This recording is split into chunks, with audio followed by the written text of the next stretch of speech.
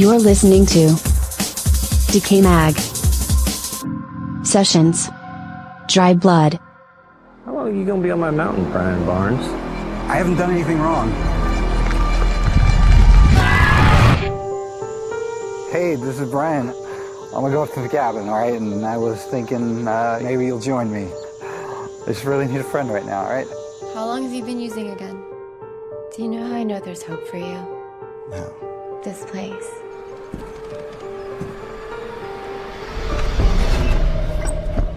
Good afternoon, good morning, good evening. This is Ken R2's founder for DecayMag.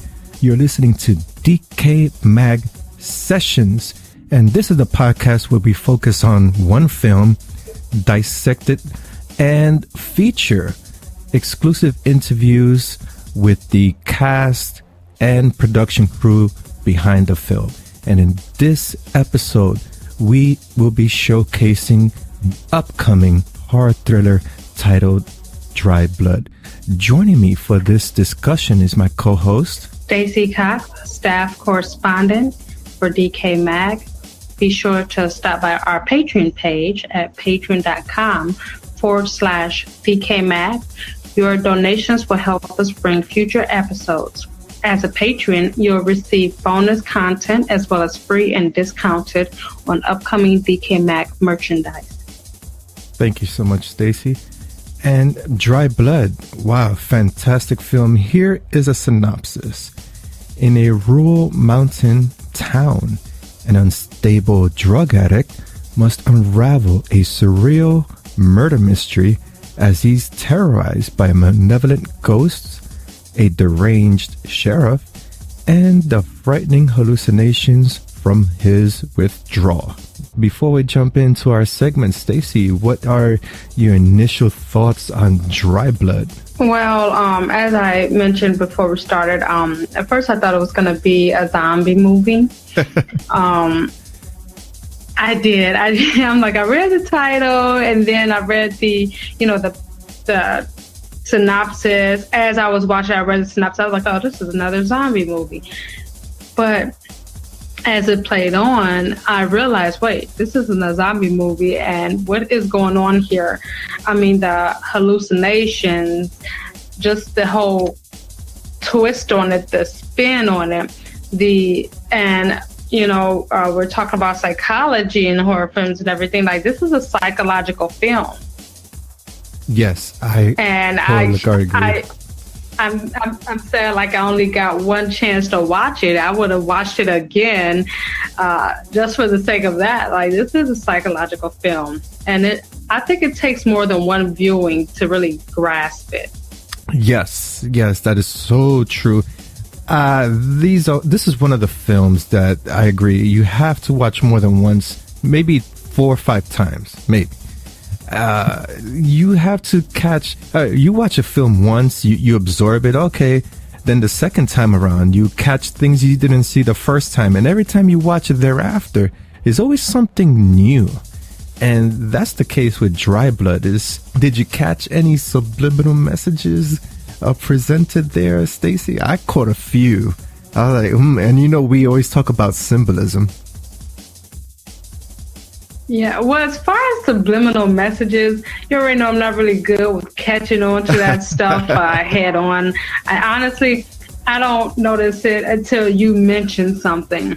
But then again, when it comes to symbolism in horror films, I'm not the best at just identifying that.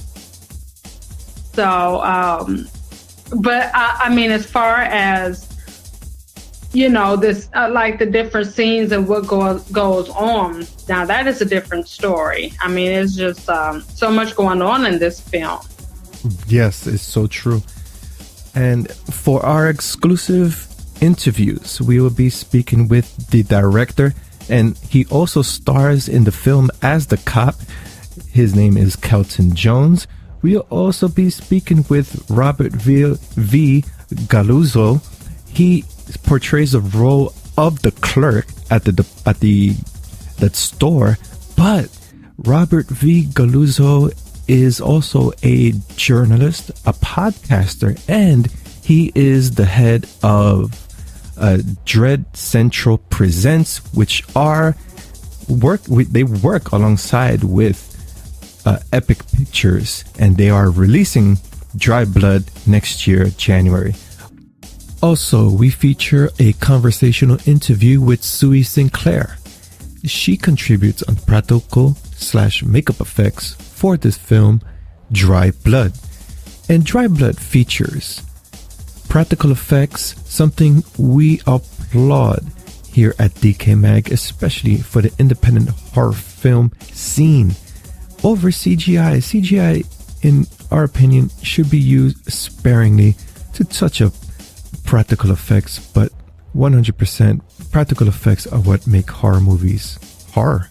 And Sioux Sinclair did a fantastic job with the antagonizing force here in Dry Blood. Do watch the movie and you know what we mean. But the star of the show is the character Brian Barnes, portrayed by Clint Carney. He also serves as the writer, and for those who do not know or who may not be aware, Clint Carney is aka System Sin, and one of my personal favorite industrial EBM darkwave bands. Followed his music for quite a long time, and when I seen that he had made a film, Dry Blood, I was excited, and also excited to interview him and also review this film. Without further ado, Stacy, let's jump right into our segment, DecayMag Sessions, episode 19.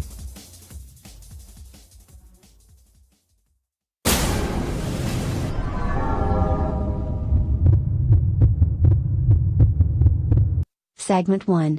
Psychology and Horror Films. The first segment we're going to be delving on for Dry Blood is psychology and horror films. And in this case, Stacy, the writer, Clint Carney, really focuses on an interesting concept that has to do with drug addiction, addiction in general. It could be alcoholism. What were your highlights? And do you think more film directors should be doing stuff like this? Yes, I think actually this is probably one of the first films that I've seen that incorporates addiction in a way that is it flows really well. The characters are great, and just that whole spin on the addiction. Like I don't think I've seen a story like it. That is a big highlight for me here. Yes. It was a huge plus for me as well. There have been films that do showcase, I wouldn't say addiction per se, I'm trying to remember at the top of my head, but films that do showcase the paranormal and also psychology. So to explain, I know you've seen movies like this, Stacy, that the protagonist, he or she may be going through some type of trauma, and at the same time she may be haunted by ghosts, and the audience doesn't know if this is really supernatural or things are really happening in their head. And that was really what showcased itself in Dry Blood. Is this guy going crazy? Or does he have a guilty conscience? Or is it something paranormal?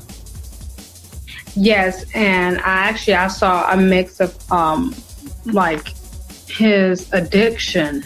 He was so like deep into his addiction, and to where it's almost like, staying on is saving his life.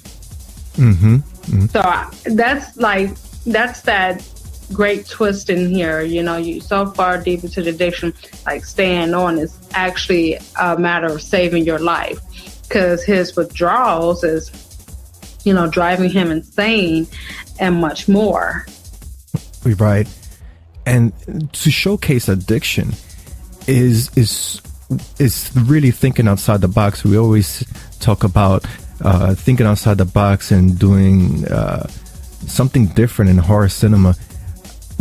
I don't understand, and I wouldn't even understand what it is to be an addict or going to those meetings and really pouring their hearts out in front of their peers that go through the same thing themselves. From my perspective, I am making the assumption that it is really a haunting to carry that burden every day, if they're going to use or not. So it's pretty much, yeah, you're being haunted by a ghost, much like Brian is haunted by a ghost in this film. And you got to think about it. You know, you have all these films that are tackling, you know, different mental illnesses, right? And even those films, I mean, there's only a few that are really good, you know? Right. But a lot of them, they have pretty much kind of like the same story. They play out the same way. You already know what's gonna happen.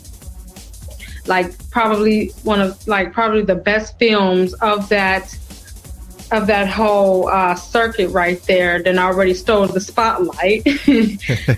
So, right. So then in the case of Dry Blood, you know, you have it here where it's addiction. And I'm trying to think, have I ever seen a horror film based off addiction?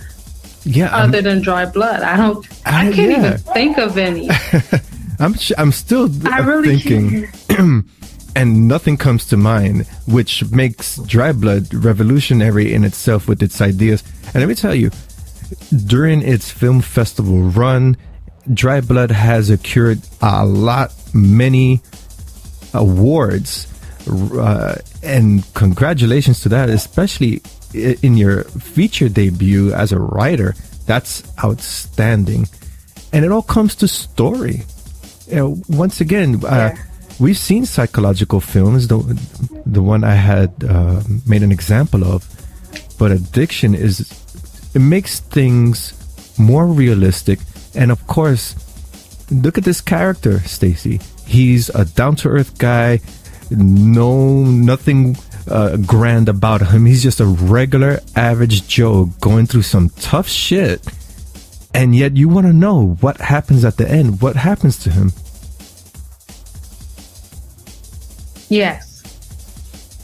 And yeah, like I said, at first I thought it was gonna be another zombie film, and then I was just quickly thrown off guard. I was quickly thrown off guard.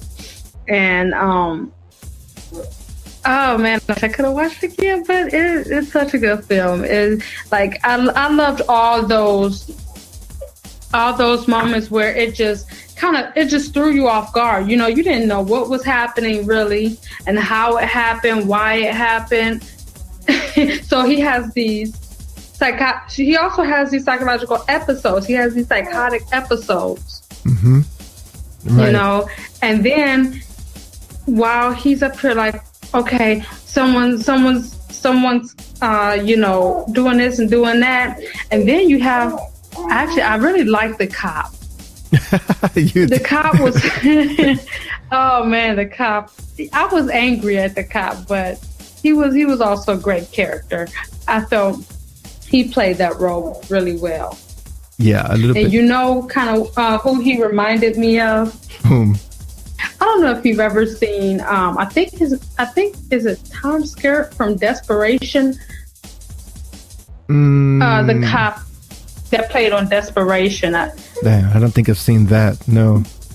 Okay. All right. It's the Stephen King film adaptation. Okay. But Yeah, the cop in that movie was really deranged as well. He kind of reminded me of that cop. You know, he's always standing in the shadows. He's lurking there, and he's just smiling like everything's all good. You know, meanwhile, it's really like something sinister going on with him. Right. And I could see that here. Yeah, the cop in here in Dry Blood, that really conveys the typical cop attitude. Oh gosh, wow, that's a little bit too realistic right there. I loved everything about this film. I could see this work as a novel, and it would be even more frightening to read as a novel as opposed to a film, because you really delve into the guy's mind, Brian Barnes. Wow, he's really like I said, he's going through some tough shit. This is more real life scenario, and that's what makes this film even more fantastic. Well, yeah, because think about it, like, I mean, I don't know from personal experience, of course, or anything, but, you know, people are, you know, addicts of drug abuse. Mm-hmm. They have these hallucinations and everything, right? And they can become, you know, homicidal episodes. Right. So I'm also thinking in that point of view while watching this, like, I mean, you research about just the different drugs and the effects it can have on the human brain, mm-hmm. you know, mentally, physically. And so when you watch this film, it's actually like, yeah, it can happen. Right. Just all the hallucinations, you know, the different surreal characters, you know. So, I mean, you could look up, of course, not from personal experience, but you could look up and you're talking to a deer. Right. Yeah, exactly. Exactly. I mean, have you ever heard of the, I mean, there's this joke that went around that, you know, you take a drug and then there's a dragon in front of the refrigerator. I'm not sure what kind of drug does that make you see dragons, man? Yeah. So yeah.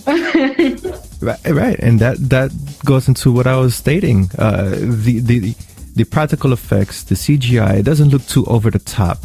You could really relate to what's going on, because even the things that he sees are not so far out. Like, it's not too computer generated to make it look fake, and the practical effects makes it look intimidating and real. So you're saying to yourself, by just doing that alone in the film, we already know, and we're trying to figure out, okay, is this guy haunted? Is his addiction haunting him? I find it quite fascinating. I think more filmmakers should really focus on different aspects of this psychological point of view. I think that's more gripping, more scary than ghouls and goblins.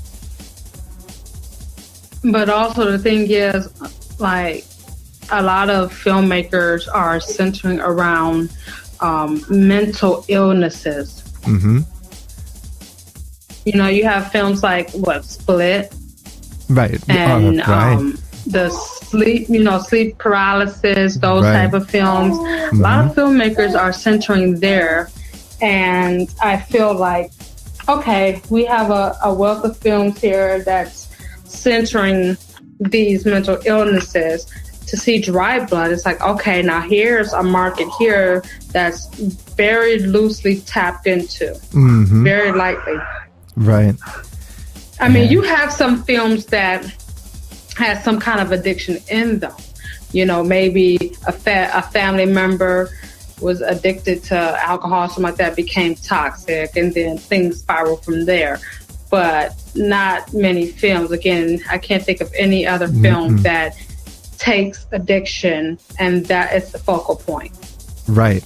And yeah, I'm still, I mean, we've been repeating ourselves throughout this whole segment, and it's true.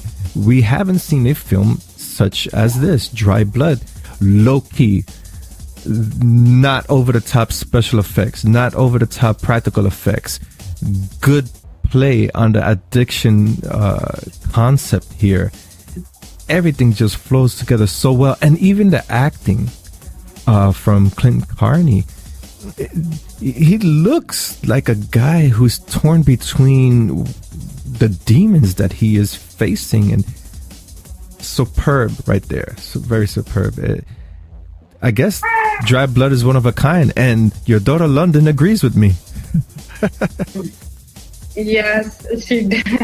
Actually, she kind of watched it with me. I mean, I was holding her while watching it, trying to rock her to sleep, and she was kind of looking at the screen, so she knows a little bit about the movie. Oh, wow, that is hilarious.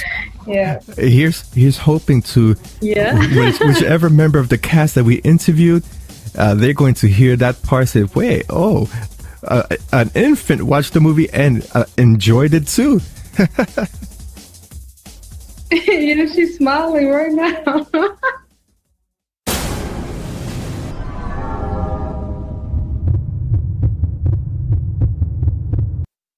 Segment 2. Exclusive interviews. Actor, director Kelton Jones. Actor, writer Clint Carney.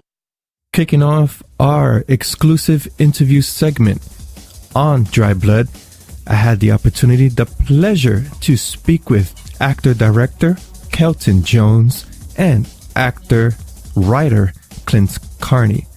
Clint Carney portrays the role of Brian Barnes, and Kelton Jones portrays opposite as the role of the cop. Once again, the synopsis for Dry Blood reads as follows. In a rural mountain town, an unstable drug addict must unravel a surreal murder mystery as he's terrorized by a malevolent ghost, a deranged sheriff, and the frightening hallucinations from his withdrawal. And in this interview, we got over a few questions, which is not normally the norm here at DecayMag. We usually do a conversational interview segment. And some of the questions we delve on are character development for, in this case, Dry Blood has an amazing character arc with the protagonist, and of course, all the secondary characters involved. Without further ado, here is my interview with actor-director Kelton Jones and actor-writer Clint Carney. Clint, first question. Dry Blood delves into the psychological tribulations addicts face. Please share your opinion on showcasing this real-life antagonist, and as a writer, were there any personal infusions into this narrative? I thought it would be interesting to kind of not only have a horror film in the traditional sense where you have ghosts and, violence and things like that, but also to give the main character that those inner demons as well, by making him, fight against what is a very real thing, drug addiction, and then also mental illness. It deals with that as well. So that was just kind of the stepping off point for it. Surely over the years, I've known people that have gone through, that have had problems with addiction, with various substances and things like that. But the character itself isn't really based on anyone or anything specific from that. I just that was just kind of the jumping off point, so to speak. Well, thank you for that, because now especially with horror and thrillers, we are now seeing a shift from the traditional ghosts and goblins into focusing on mental illness, which is truly in itself a haunting predicament for the person to go through. Yeah, definitely. And I think there's a lot of people that can relate to those kind of problems. Hopefully not specifically to what the character is going through in this film, because it's quite awful. but I think there's definitely some elements in there that people can relate to. Absolutely.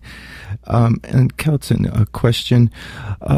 You worked as cinematographer for System Sin, Daydream from a Deathbed video, and Dry Blood also brings you another collaborative work. What were your initial thoughts after reading the script, and how did you come aboard on this project? Well, we've been working together on another project. Clint and I actually met in a screenwriting group where we would, it was actually a group that Clint had formed, where we would meet with other screenwriters and we would work on projects and encourage each other and help each other develop projects. And there was a script that Clint had brought in that was based in the world of punk rock that was like just mind-blowingly good. And so we had already been in the work of sort of pre-producing that film and working on it. And along the way, we kind of realized that the film itself, because it's a period piece and because it required a lot of music licensing, that it was going to be a much larger budget film. And so after coming back from Sundance, I called Clint and I was like, I really want to do a film this year. Do you have something that we can shoot that doesn't have a big cast and doesn't have a lot of locations that we can really delve into something great, that we can just kind of get out there so that we can make something great. And he's like, well, I've got this really cool idea that I've been working on. And I was like, well, how soon can we have it? He's like, give me a month, so, he wrote it, and then I read the original, the first version of it. And I was like, man, this is really, really good. Like, this is phenomenal. Because it was just really brilliant in his structure and the way that he put it together, and it really touched a lot of stuff that I personally believe in about personal responsibility and about facing your own demons and whatnot. So it was really a really powerful script, and then we just kind of worked on just fine tuning it and sort of just upping the stakes in some cases and coming up with the most creative ways to kill people, like stuff that we had not seen before. It's like, what have we not seen? What's not been done? And so, it was really a really fun process of developing it. And we actually went to the location and we looked at the cabin and wandered around and looked at where we were going to shoot things. And we actually found elements of the cabin that we didn't even know were there. And then we changed the story to include those elements. Well, quite fascinating there. And it's always great to hear the how a film got its start in getting its feet off the ground.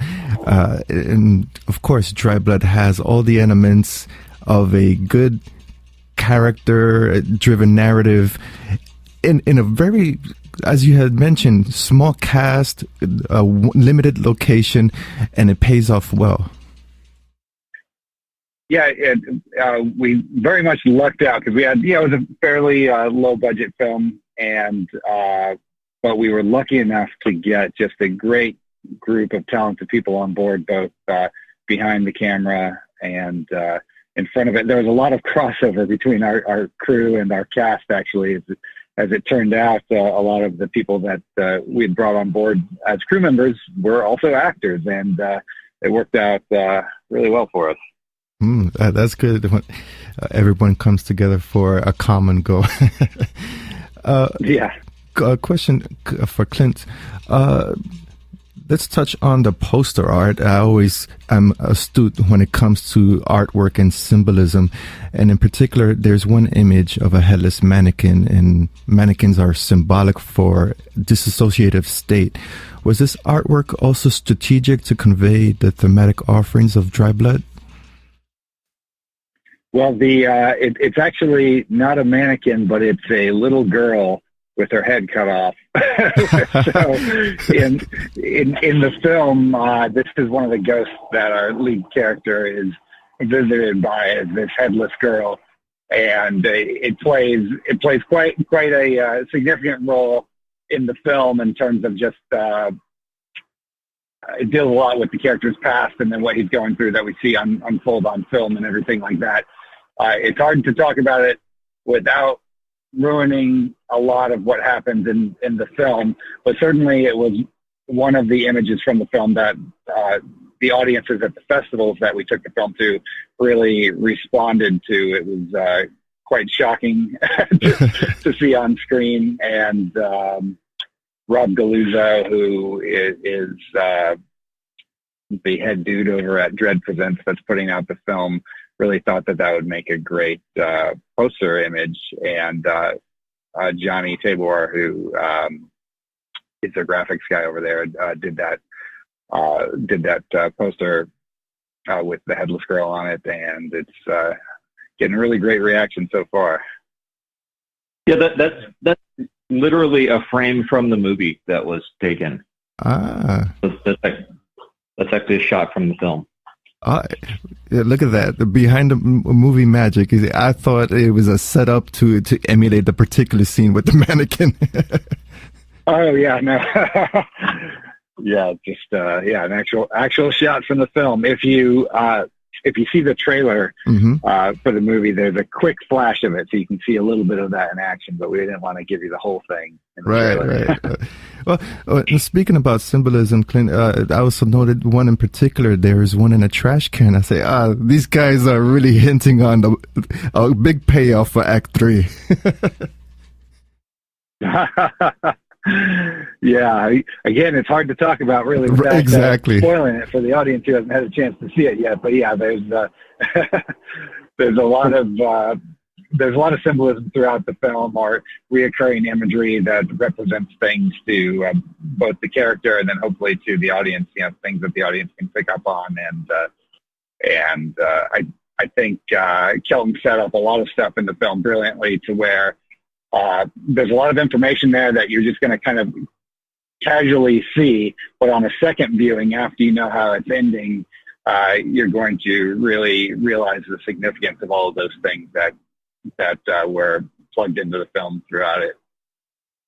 Yeah, and that's actually something that we built into it, is that we wanted the film to be something that revealed itself over multiple viewings, so that you could see it once and really enjoy it, but going back and seeing it the second time, it was almost becomes a different experience. Knowing what you know, you can enjoy it on a whole different level. And then each time you see it, there's going to be more and more out of it. And our favorite films are like that, where we go back and every time we watch them, we pick up something new that we didn't catch before, or some bit of information or symbolism that really becomes apparent through multiple viewings. And it's meant to be a film that you want to own. That's the hope, is that people see this and they're like, I have to own this movie so that I can watch it multiple times because I love it so much. Exactly. Yeah. Me being one of them, it's an art form, and just like you go to a museum and appreciate art on the wall multiple times, just watching a movie is just basically the same way. With that said, Kelton, I find that using multiple angles, camera movement, conveys drama and tension. Most filmmakers, when they're starting out, don't use the full set, multiple angles to really convey emotion. Please explain your approaches on directing these scenes in Dry Blood. A lot of it came from the camera itself. Having worked as a cinematographer for a long time, a lot of what I do is that I always approach camera not from the idea of like, oh, what would be a cool shot or what's a cool tool to use, but like what serves the story, what's a way to convey the emotion, or to convey something that's incongruous with what you're seeing in a way that like makes the audience, gives them a different level of understanding.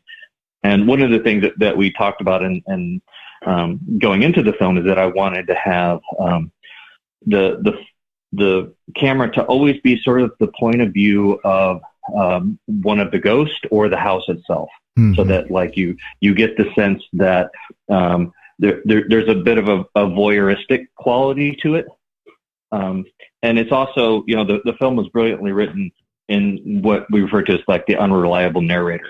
So the person who's telling the story is essentially Brian, who is not in the clearest of states, and so that gives a slightly skewed perspective, and we wanted to convey that in every aspect of the film, so that it does become part of the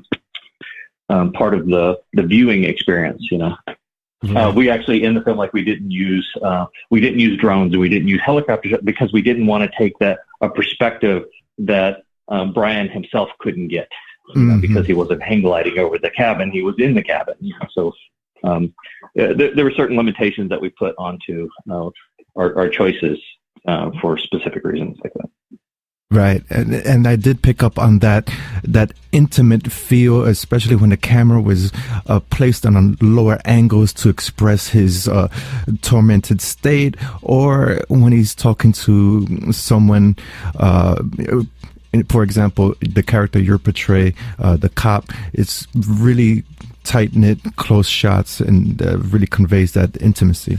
Yeah, that's the hope. You know, you have an idea when you go and you shoot things and you approach them and you hope it's conveyed to the audience. But you know, it's always just sort of like you make your best shot at it and you hope it works. And for Clint, the character you portray in Dry Blood, he's a very fragile individual battling personal demons. Preparing for this role, what were references, studies you took under account to strengthen authenticity? Well, you know, I think the best preparation I had for this role was just done through writing the script. I didn't write the script knowing that I was going to be in the movie as an actor whatsoever. I was just writing it because it was a story that I wanted to tell. But when I write, I attempt to get very deep into the characters' minds and really try to understand them as if they were real people and see how they would react in those situations. So I think just through the process of writing it, I gained a lot of insight into the character, so that when Kelton asked me to actually perform the role, I actually had a pretty good understanding of who exactly that character was and how I thought as the writer he would behave.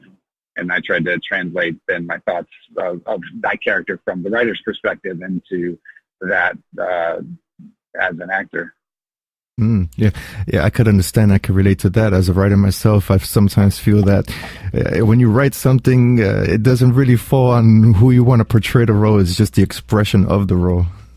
Exactly. Yeah. It was interesting. Neither one of us actually had planned to be in the movie originally. Like, I actually talked Clint into playing that role after having worked with him on the System Sin video. I was like, you know, you're really good on camera and you're a really good actor, and like you have a really good understanding of the story from the beginning. It's like I think you should play the role. And he's like, you know, I'll try it, but like if there's somebody better for it, let's get somebody better. So like we always had that idea that like we wanted the best person that we could possibly get to do it. And he actually talked me into playing the cop role, which was like, I don't want to be in the movie. He's like, well, you get to die. And I'm like, okay. He's like, you get to die and we save a lot of money. And I'm like, all right, sold. There's a process of like, as a writer, you come in and you have an idea of the character, but as an actor, you have to go so far beyond that initial idea, because then you have to dig it in and you have to get into like who that person really is, and all of the stuff that doesn't even come into the writing comes into the process as an actor. So like, even though Clint had written the story and brilliantly crafted all of that, he had to dig so much deeper, and we had to go so much further into finding out all of the nuance of to who Brian was and creating that relationship between him and Anna. Right. That it was pretty powerful. I think Clint ended up losing like 20 pounds or something over the course of the film just because of the emotional strain of that role. Oh, wow. Well, I purposely lost weight before the role just to look like a drug addict. But yeah, as we kept filming, I kept dropping the pounds, which worked out because we almost filmed it in linear order. So he gets a little more emaciated as the film goes on, which works for, his kind of descent throughout the film. Yeah, the fact that he didn't sleep during the entire production actually helped us. Oh, wow, that's insane. Taking a page out of Christian Bale's book there. Yeah, very much, yeah. I just wanted to do a good job. Exactly. Well, it works. And it definitely, I've seen actors, when they really portray their role, they have all these notes on the script. It makes a 90-page script turn into a novel with all the notes that they have to put into it to make the character look authentic. Yeah, certainly my script was had all kinds of stuff like that written in the margins. I think that's probably why scripts have such wide margins, so you can do that. Yeah, there must be a reason for that. Clint, Please share your opinion, especially with the entrepreneur aspect of the entertainment business field, especially as a musician, artist, and filmmaker. What areas should be focused on to prosper in whichever field, creative field, person should delve into? I don't know, if you find that out, let me know. For me, I just like creating things. I always have, be it movies or paintings or sculptures or music, and I just kind of always pursued what I loved to do. So and when I've had some success in there, I've been grateful for it, and I certainly appreciate it. But any success I have wasn't necessarily premeditated. It was just, I think, born out of pursuing something that I loved, and it worked out okay for me. I mean, certainly there have been plenty of lean years, and I'm sure there will be going forward, but every now and again, you'll work on a project and have some success with it, and helps pay the bills for a little bit. And it's no kind of a real strategy. It's just the reality of what it's been like for me. And for many as well, especially those that dedicate their times to the craft and don't have the luxuries of the 9 to 5. It could be challenging, but rewarding at the end. Definitely, yeah. It's very satisfying when you have just to see. I popped in a test version of the Blu-ray just to take a look at it, and just to see the menu screen pop up, and that whole thing is, oh wow, this is awesome. We made a movie. There's that feeling. An album comes out, or you do something that shows up in another film, and you just have that moment of, oh wow, I made that. That's pretty cool. And it's those little moments, I think, that kind of make it all worth it. Congratulations on that success. And thank you. Kelton, horror films and thrillers, they usually have a traditional backdrop set against dark lighting or under nightfall, yet dry blood unfolds in different periods of the day. Was this an approach initially from the script, or was that something instilled during production? No, it was in the script that way, and I think that there's a real contrast. People who deal with depression or deal with mental disorders, there's a real difference between day and night. Mm-hmm. Like during the day, it's pretty easy to sort of to kind of function and get through your life and just make it through the day. But the night has a lot of demons, and I think anybody who's dealt with any sort of depression or mental illness or addiction really, really understands that more than anyone. And I think that's true for Brian, is that with the darkness comes his demons. Character structure, stories that involve a strengthened narrative arc. How important is that for a script, especially these days when we find the instant gratification of Marvel movies coming out of Hollywood, or perhaps CGI infused films coming from the indie scene? Well, my favorite films in general tend to be very character driven.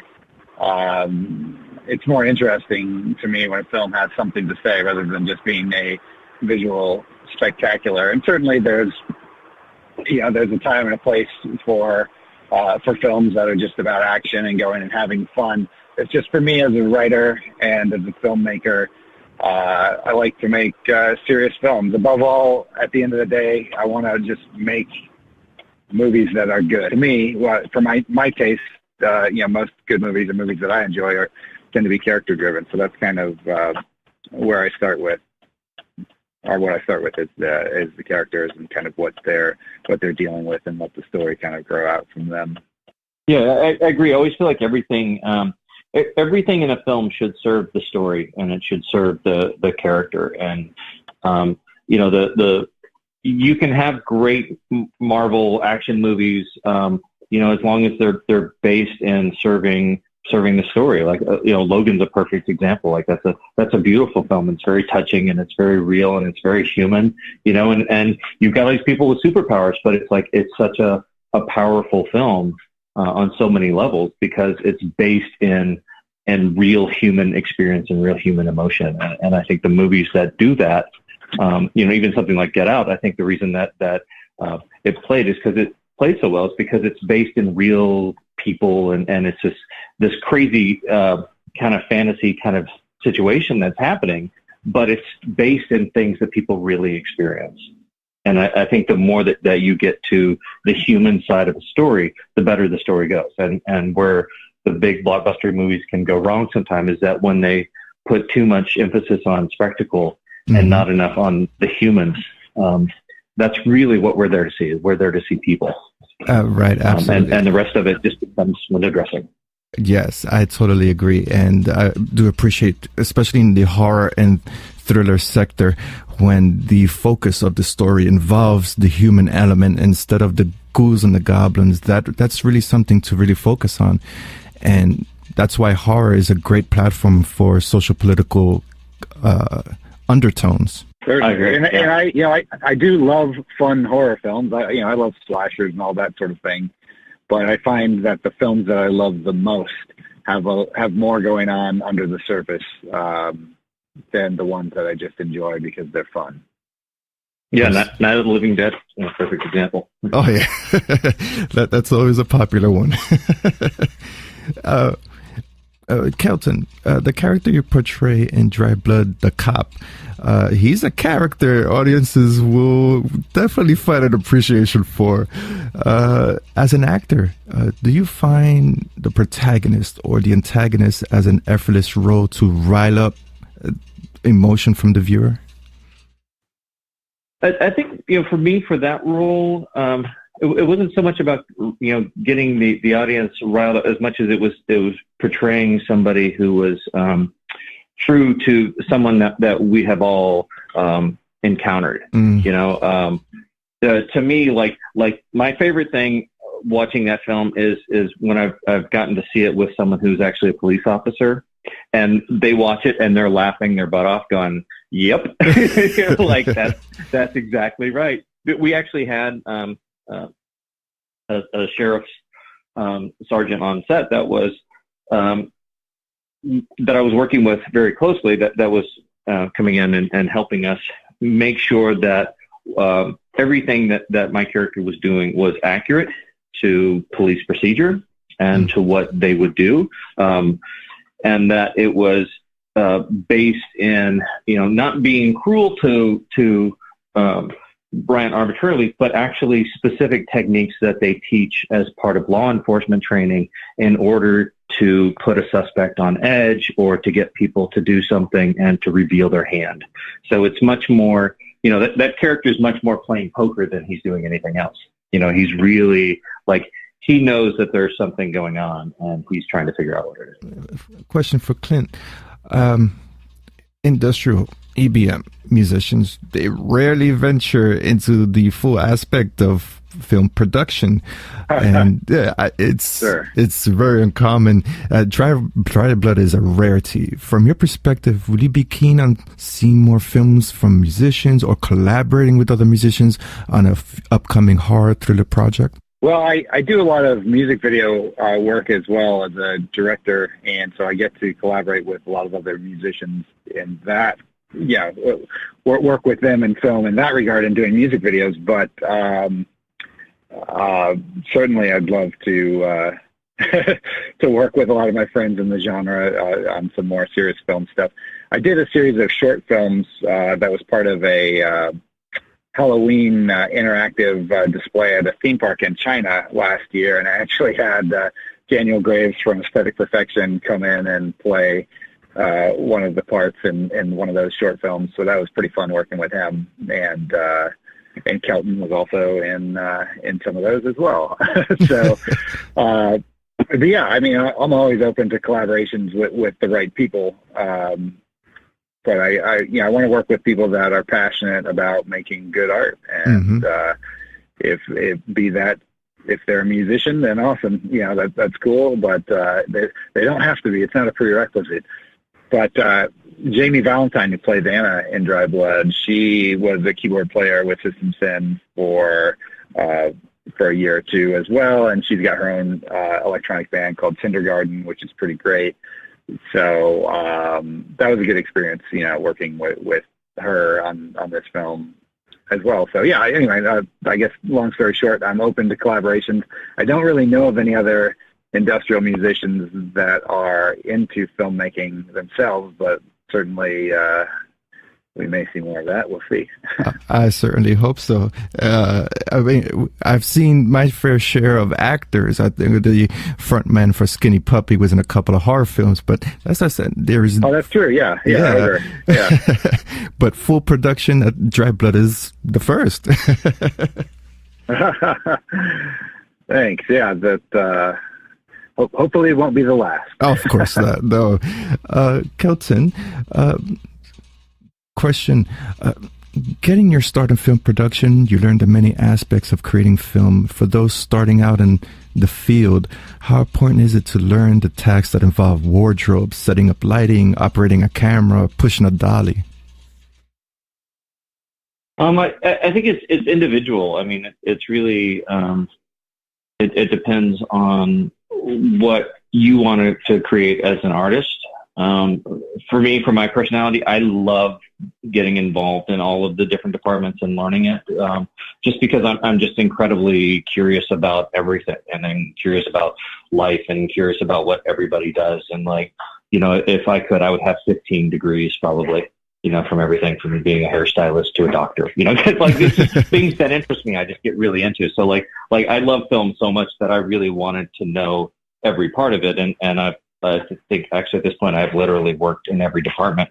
And it helps me, but it's not necessarily as important as really understanding the story and really surrounding yourself with people that you trust, mm-hmm. and that people that you allow to be at their best and you encourage to be at their best. And it's not important as a director that you know how to do everything, but it's important that you surround yourself with people who know how to do what they do really, really well. And so it really is a collaborative art, and it really is, bringing together people who can work toward creating something that everybody loves, that they're all part of, and that they're all performing at their best. And that's where you get the best product. And it's not always about agreeing either, because sometimes that having a little bit of creative conflict can actually make a project better. Final question is basically an open platform, beginning with Clint and then following up with Kelton. What is in store? What is upcoming projects that you may share? I'm aware that there's some projects that cannot be shared. And especially for Clint, anything coming up? Me as a aficionado of the genre, anything coming up for System Sin? Well, first and foremost, the Dry Blood soundtrack, which for those listening, it features all new music by System Sin, is coming out on digital platforms and vinyl from Burning Witches Records, which is a record label in the UK. I really wanted to do a vinyl release on this, and so that's why I'm going with them on this record. And then I hope to have some new material out later on in the year, which is just the regular System Sin stuff that people are used to. Beyond that, I've got a number of irons in the fire in terms of trying to get some new movies up and running, but nothing I can talk about just yet because they're all kind of just on, nothing ready to announce yet, I should say, but I hope to be filming something next year, a new feature with any luck.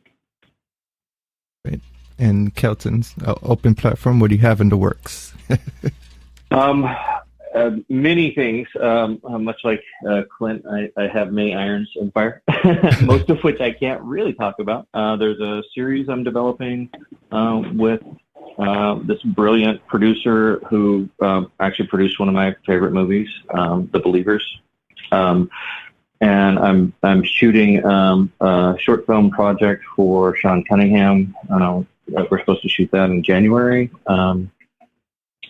And then I've got several other projects, a few that I'm directing, and a couple that I'm working as the producer for and cinematographer for.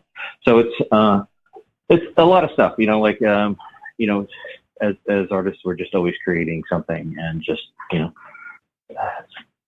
trying to stay busy and to develop our craft and to work with people and support people that we care about, and the creation of their art. And, it's kind of a community that we have, especially within the horror genre, of working with other directors and creators to help them be as good as they can be as well. Yes, absolutely. And if I can, real quick, just give one final plug. Dry Blood is coming out January 15th via Dread Presents, and it is currently up for pre-order. If you go to epic-pictures.com on their online store, you can get a special pre-order sale price on both the DVD and the Blu-ray. Great, amazing. Thank you for that. And congratulations on the much success. I've seen Dry Blood has won numerous awards, and that is a feat and accomplishment in itself, especially for first-time writers, directors, producers. So congratulations across the board. Thank you so much. I really appreciate it. Thank you.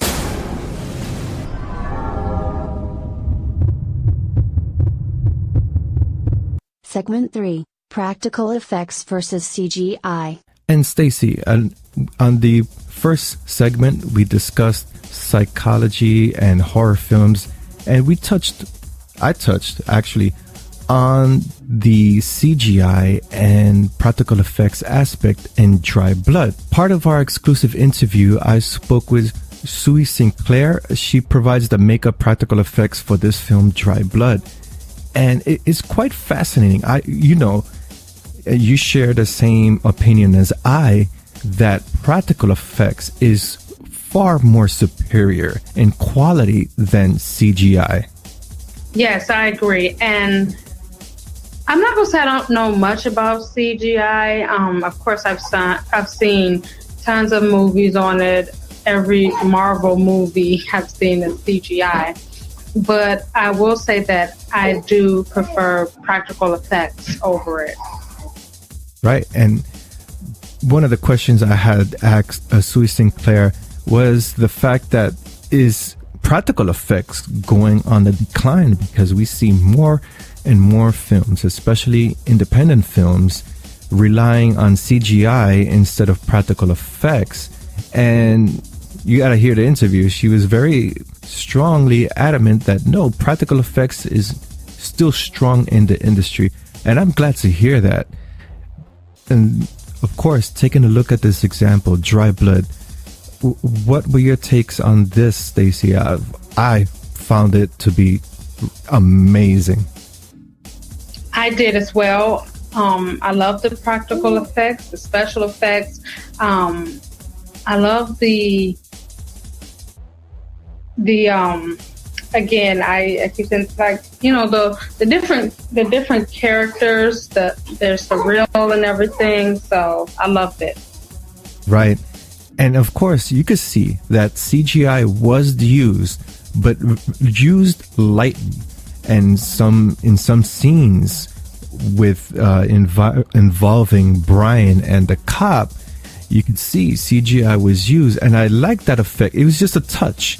We didn't see anything over the top as we normally see in other films, being that, let's say, for example, the antagonist grows wings and smoke comes out of his face. We don't see that here. We see a low-key touching here and there, but the highlight for this film for me was the makeup effects. Whoa, especially for the visions that Brian has. Wow. Truly frightening work of art right there. I agree.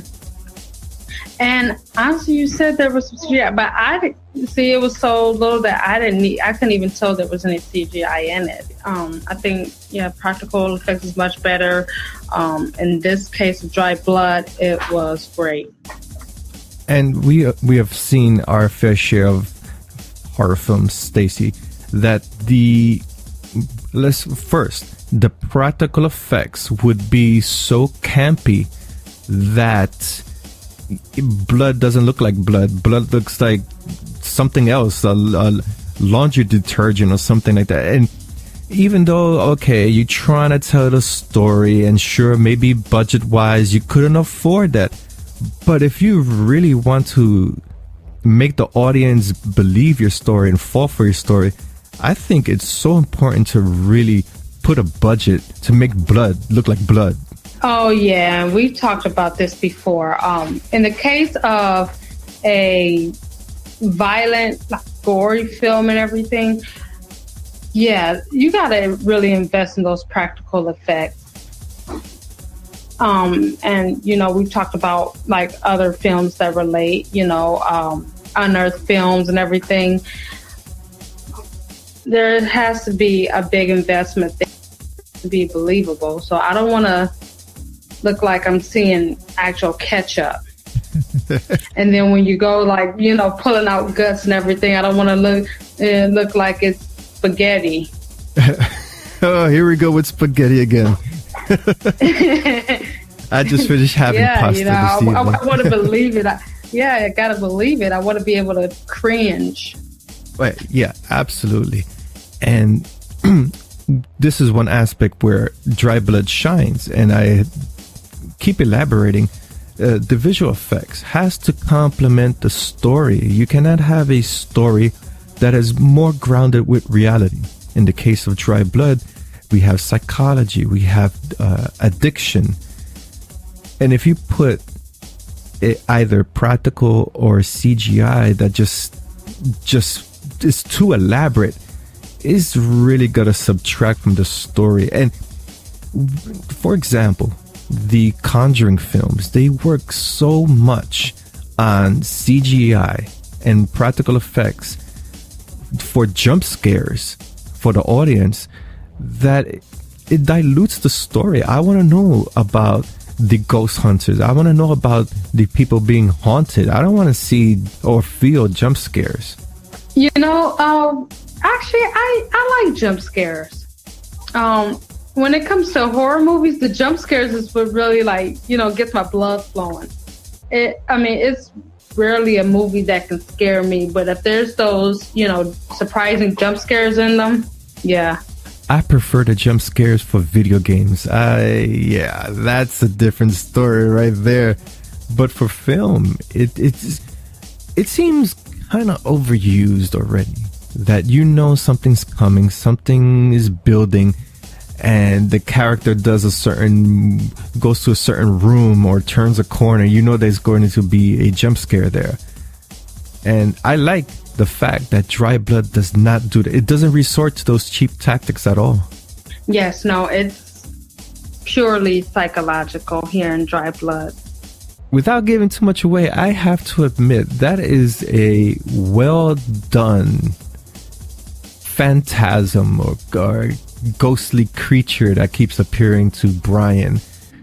It makes you wonder when the first time you see the film and you see that pop up, you're like, what's going on here? It looks human, absolutely human. Doesn't look demonic in a way, it's too over the top. It makes you wonder, something's going on. Well, yeah, that's why I was saying, like, the characters are surreal. Like I said, it's just so much going on in this film, with everything, with the story, with the characters, and it really takes more than one viewing to grasp it. Yes, Stacey, I agree. It takes more than one viewing to enjoy Dry Blood, and audiences should just appreciate the talents behind this film, not only from the writing, directing, but also the creature design, the light use of CGI to make the viewers think, something is wrong with this character Brian Barnes. Is it psychological? Is it his addiction? Is it paranormal? You have all these factors that come into play. And when we first see a hallucination, I was hooked. I wanted to know what happened with this guy. I wanted to know everything about the story. It's so well played. Again, I reiterate, it's so well played that on the realism of addiction, that everything just flows smoothly in this film. He is definitely battling with some very strong demons. Yeah, and man, as they say, he was on some strong shit. I tell you, I don't know what he was on. I tell you, but it's like I said, you do not know unless you're in a situation of a drug addict that you could say, I could relate to this guy because XYZ experience. This is what happened to me, or being sober for X amount of months. This is what happens to me, and it's really well played. I really enjoyed it, and I really gotta applaud the practical effects department and even the CGI department. I have to applaud them.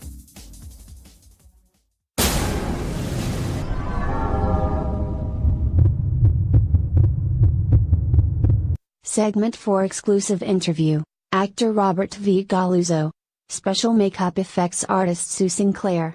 And our second slate of interview features actor Robert V. Galluzzo. Mr. Galluzzo stars as the clerk in the film Dry Blood. But Mr. Galluzzo also works behind the scenes for this film. He works over at Dread Central Presents / Epic Pictures, in which are releasing Dry Blood in January. Joining is special makeup effects artist Sioux Sinclair, and one area that we highlight a lot here at DecayMag is women in horror, whether it be director, actor, producer, and in this case special effects artist. This is one area also that I put in high regard. Practical effects. Love practical effects. The American Werewolf in London will certainly beat that CGI werewolf in Twilight any day, but that's a topic for a different discussion. And in this part of our interview, our coverage of Dry Blood, we cover various topics between what is trending in horror cinema, independent horror communities, film festivals, and of course, practical effects versus CGI. Without further ado, here is my interview with Robert V. Galluzzo and Sioux Sinclair. Starting off with Rob, and the next question will go to Sioux.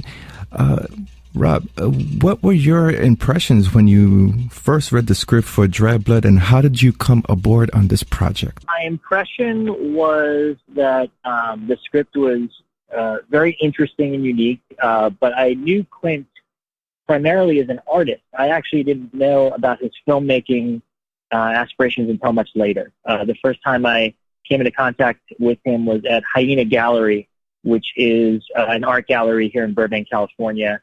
And we just became friends because we had similar interests. And it was much later that I learned that he was also System Sin, the Industrial Act. And I just kept getting surprised by how multi-talented he is.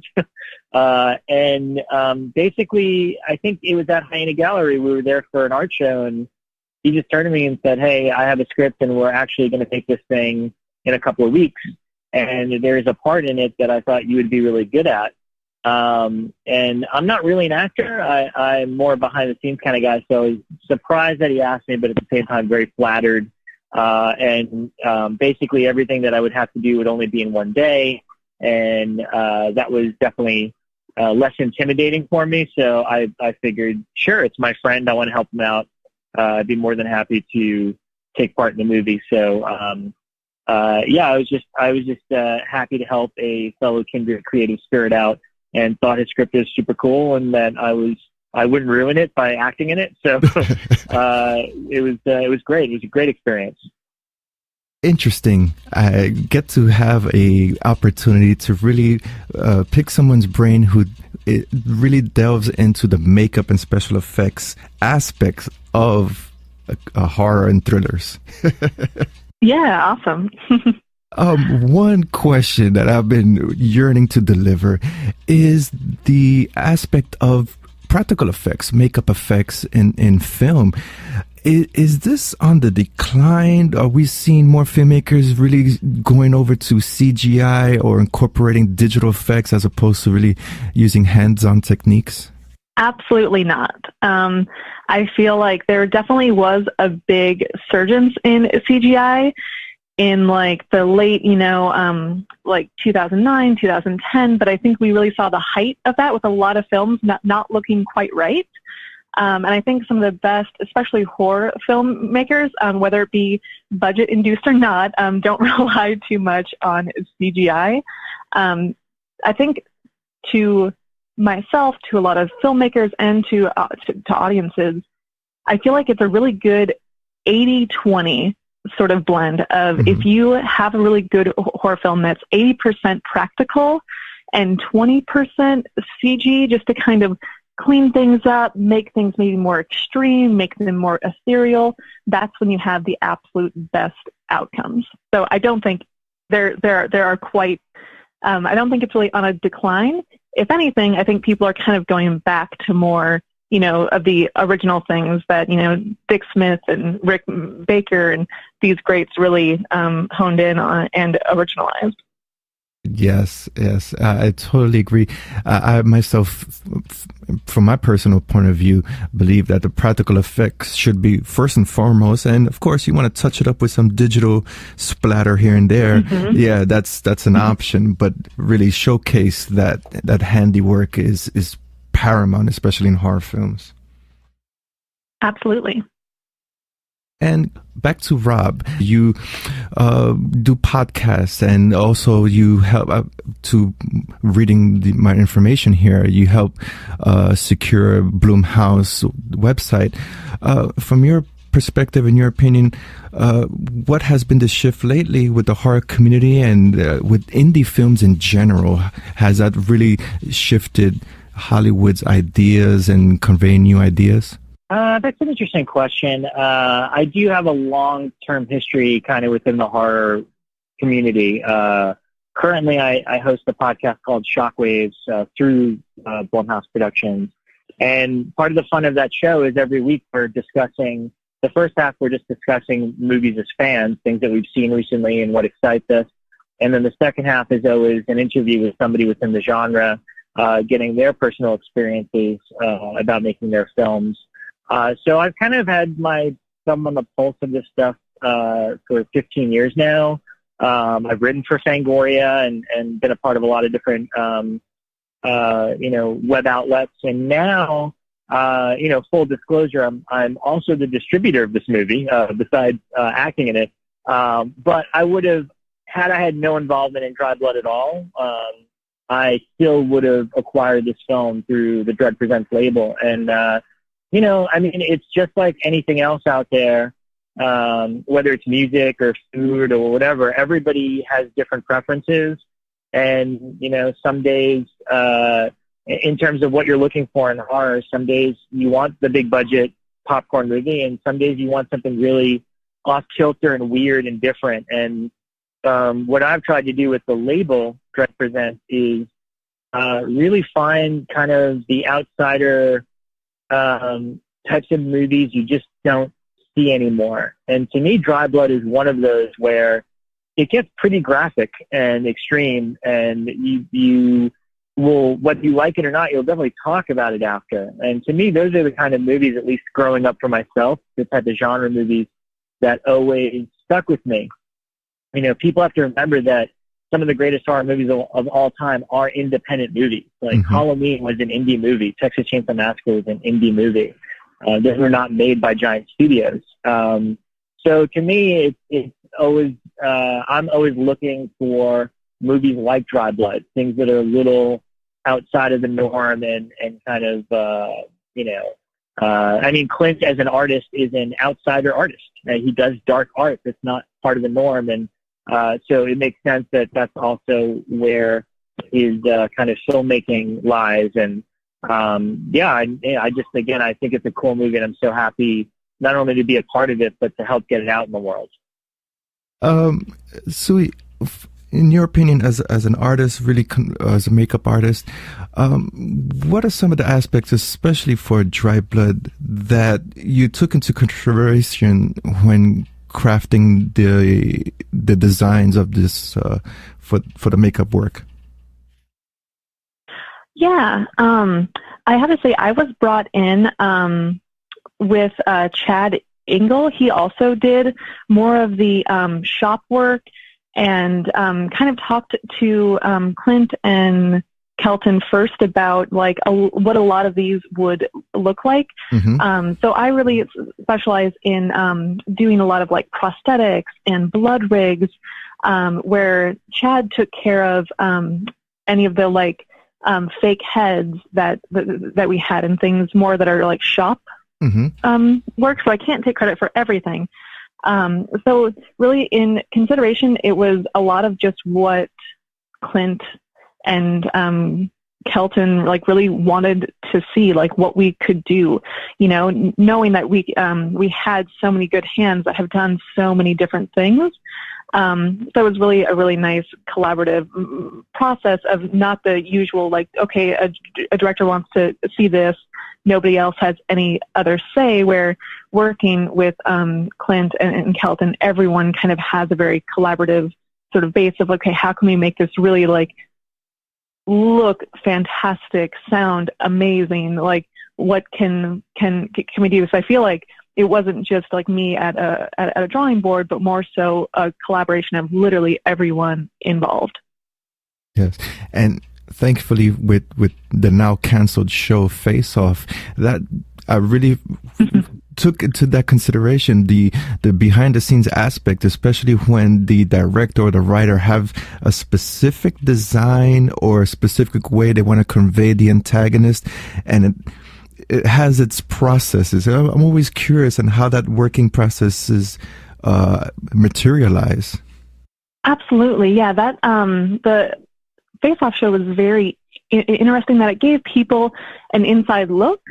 But what you don't see with that show as well are the teams of like 10, 20 people when the cameras are off that are making all of these builds possible. So I feel like it did give some directors and producers a bit of a false look at it as well, of like, oh, well, look at how fast you could do that in 3 days. Well, that was an unsurmounted amount of money and people working behind the scenes with them. So, but it is really cool to have people see how much work does go into it, as far as even just conceptual design, as far as sculpting and, you know, making all those things happen that should happen, you know, a few months before any other cameras start to even roll. So yeah, it's a really, it's a process that I do really enjoy and really love, of digging into like, okay, how can we, you know, do this? How do we want this, you know, basically monster to look? 'Cause we do have a really cool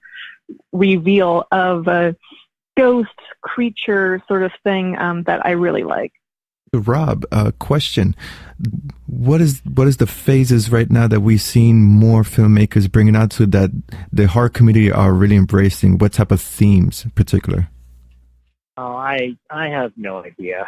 It's just so it's kind of like basically it's kind of the question that people always ask is, what are the new trends in horror? What are people excited about? And you never know. I mean, that's the exciting. Honestly, we're closing out 2018 right now, and I just recorded the Best of the Year episode of Shockwaves, my podcast. And what's been fun is you can never predict what's going to hit.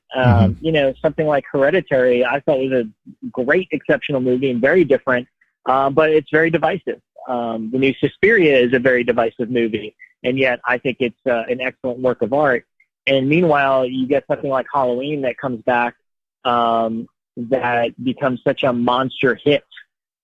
Just because of kind of, I mean, people know who Michael Myers is, so that kind of wasn't a surprise. But it was good to see such a movie that focused on 3 generations of women, and in particular Jamie Lee Curtis, an older woman, getting to lead this vehicle and it being such a big hit. And so I think what's interesting about the horror genre is the unpredictability of it. There's always going to be different filmmakers and different voices trying new things with it. One of my personal favorites this year is called Anna and the Apocalypse, which is a zombie Christmas musical. I could not have predicted at the beginning of this year that I'd say one of my favorite movies of this year is a zombie Christmas musical. It just sounds like three things that don't go together. But I think that's what fans are always looking for. They want something that's totally different and that challenges the norm. So I can't predict what's going to be new and exciting and trend-setting, but part of what keeps me excited about the genre is constantly being surprised. From 2018 and 2017, I've seen a shift actually with filmmakers going to the retro, the films of yesteryear. We have, for example, Stranger Things, Summer of '84, really going back to that nostalgic era. Yeah, I think it's just trying to capture things that we grew up with that, it's like comfort food, going back to something that immediately elicits some sort of response to how we felt when we first discovered these movies. I like all those examples you gave us, but I think people interpret it in different ways. Mm-hmm. They can interpret the 80s by doing a Stranger Things type thing with kids, or like it is kind of very 80s, obviously, or they can make a movie like The Strangers Pray at Night, which is a modern movie, but totally borrowing the aesthetic of like 80s John Carpenter style stuff. Mm-hmm. So, I think we're always going to be influenced by the things that impacted us as kids. And it's just, there's a lot of filmmakers out there right now, this moment, that grew up in the 80s. So that's why I think we're seeing a lot of that. Absolutely. And so, back to our initial discussion on practical effects, makeup effects. Have you ever had experience, and I've heard a couple of horror stories that special effects artists, makeup artists would go work on a film, but unfortunately the director or whomever is behind the project did not put any money into that department. Have you ever found yourself in that situation? Every single project. Wow. This is something that we definitely face at every pre-production meeting table, where, there's a line producer who thinks that they know how much everything costs, and then we get down to, this is how much money you have, and this is what that gets you.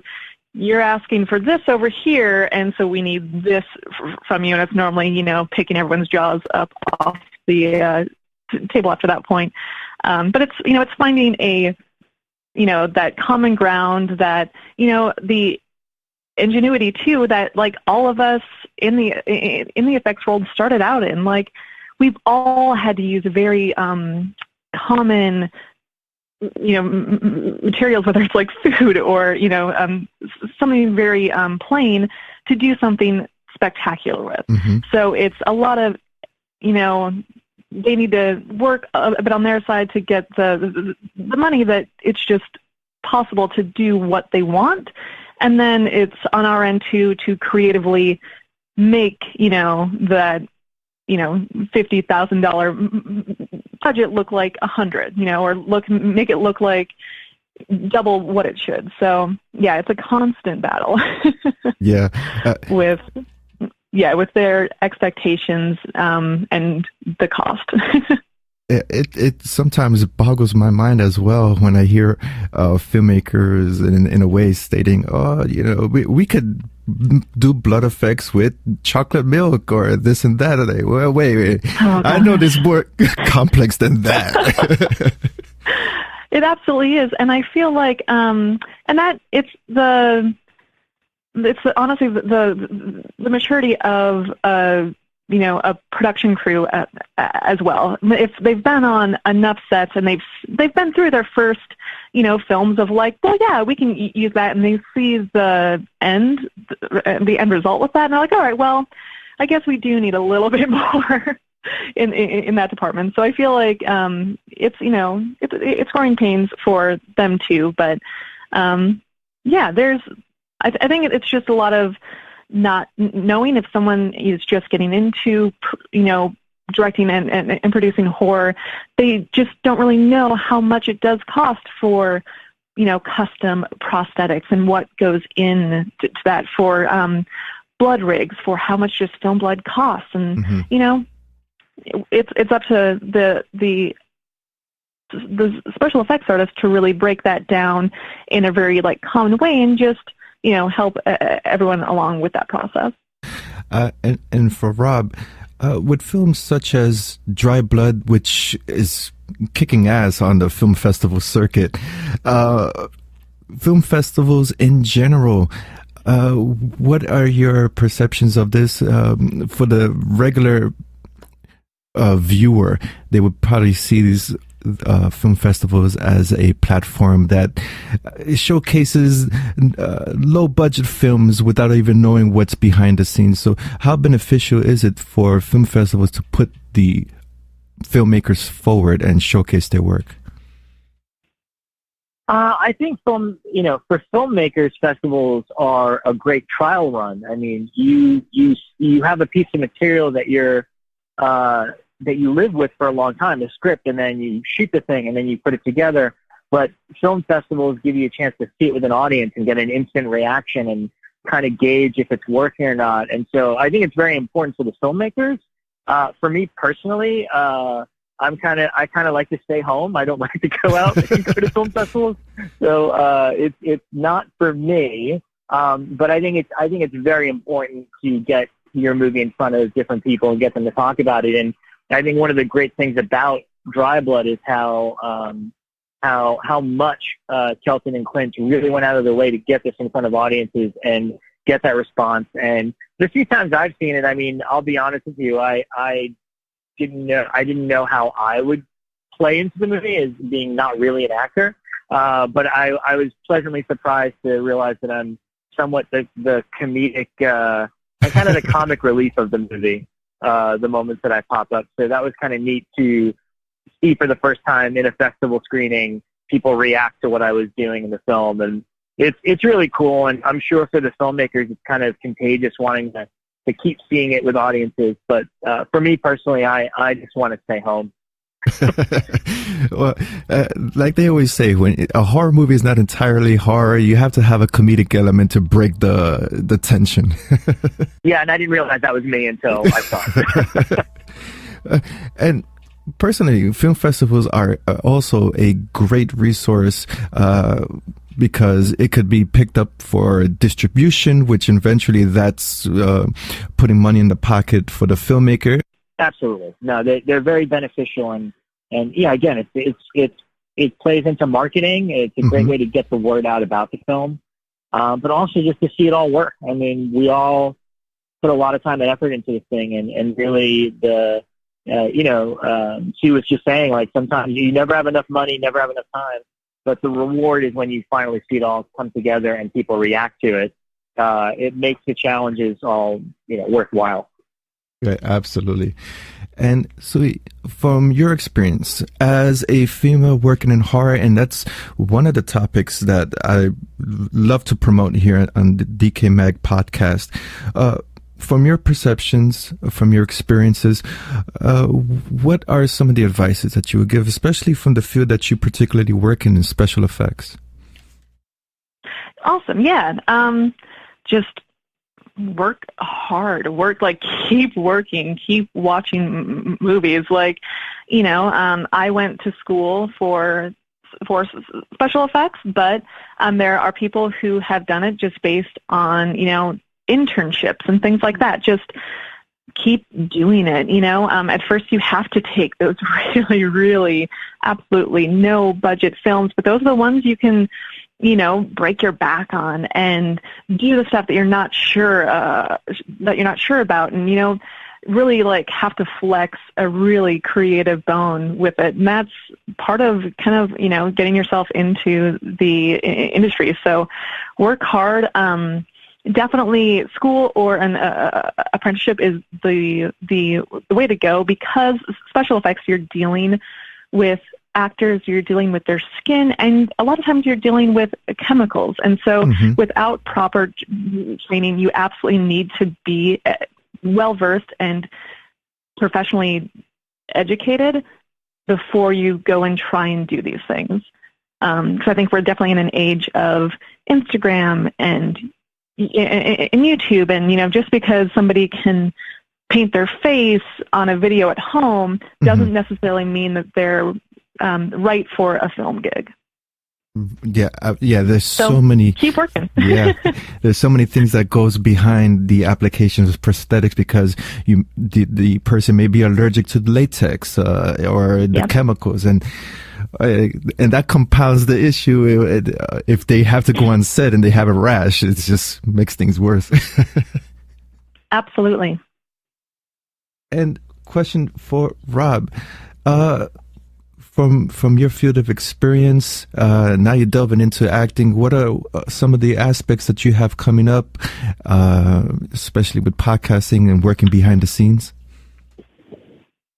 Well, my days as an actor are very short-lived and probably behind me, to be candid. But no, I mean, I'm going to continue. I'm going to continue the Shockers podcast going into 2019. I'm also going to continue growing the Dread label so that I can help movies like Dry Blood get out there. And I'm currently wrapping up a documentary, music-themed documentary, which I hope I can talk a little bit more about in the new year. That's in terms of filmmaking, that's my primary passion, is doing documentary stuff. I worked on a lot of Blu-rays and DVD special features over the years, and so that's just what I prefer and what I'm best at. But again, if anyone comes to me like Clint that wants me to do any aspect in their film, I'd probably drop everything and help out any way I could. So, yeah. Perhaps another comedic element role. Yeah, I mean, if Clint asks me to act in something, I will do it every time. And one final thought. Right now we have, just as Sioux has mentioned, Instagram, Facebook, and so on and so forth. How is that all coming into play now, especially we have a lot of bloggers, podcasters, putting an emphasis on horror thriller genre. How important is it to really take advantage of these platforms? It's essential. I mean, everything has evolved, especially online, and it is your best marketing tool to have a strong social media following and to be very active on social media, whether it be Instagram or Twitter or Facebook, whatever the case is. I know I don't want to speak for Sioux, but in the case of makeup artists, I know a lot of artists that really get a lot of attention on Instagram for their work. And that's the thing. There's a lot of voices out there, but if the quality of your work is great, you're going to get noticed. I mean, that's how I've stumbled upon a lot of great artists and people is just through Instagram. So I think social media is a really valuable tool right now in connecting with people and getting your work out there. That's so true. And one final question for Sioux. Looking at your IMDb, I noticed that you had worked with Aesthetic Perfection before, and now you're working with Clint Carney. It looks like this is a close-knit group of musicians and filmmakers here. Is that something personal that brought you guys together, working with Daniel Graves, music interest-wise? Yeah, actually, Clint and I met when I was doing prosthetics, and he was doing a blood rig for Motionless in White, another metal band. That's where we first met back in like 2013, 2012, I want to say. And we both just, had the same common, interest as far as like makeup and horror and blood and just really good personalities. And that's one of the biggest things on set and why, I have worked with Kelton Jones and Susan Jones and Clint Kelly and, and all of these different people, but keep circling around because they're fantastic just humans to work with. Same way that Rob kind of mentioned. If Clint calls me for anything, if Kelton calls me for anything, if Rob calls me for anything, I will drop like whatever, I can and work with these people because they're, fantastic artists, they're creators, and they're just great people to spend, a 16-hour day with. Oh, yeah, because I don't think there's a clock for content creators or film production. There's no hours in a day. Right. And also, curiosity, you have a long list of special effects or credits to your name. With Dry Blood and with previous projects, what were some of the aspects learned in creating designs and something that helps you evolve in your work? What helps me evolve in my work is working with different people constantly, just with other, special effects artists, because in this industry there's 20 different ways to do a gunshot blood rig. Mm-hmm. There's 20 ways to make a zombie prosthetic. There's 20 different ways to do all these things, and you can learn all these things, how to do it better and in a different, circumstance, for lighting, for a camera angle. It's working with a lot of different people that you're constantly learning from. So it's just finding more and more creative people that want to do the same things and try and work with them as much as possible. Thank you. And of course, to close out the interview, beginning with Rob, do open platform, plug in your social media handles and anything you care to add.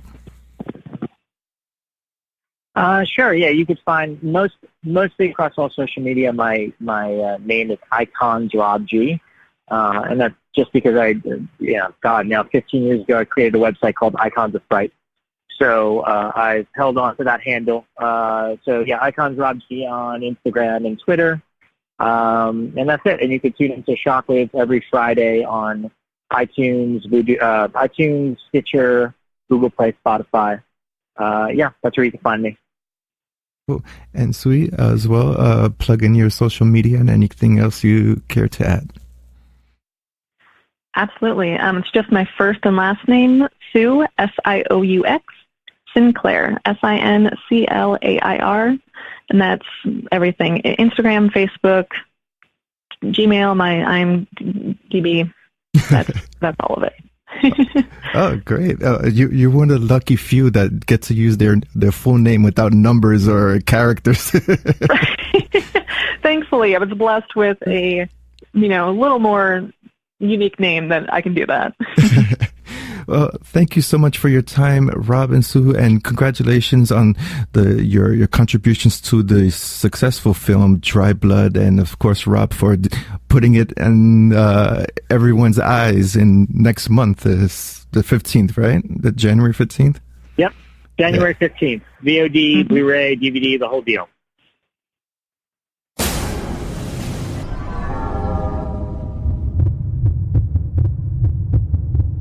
Segment 5. Character. Story.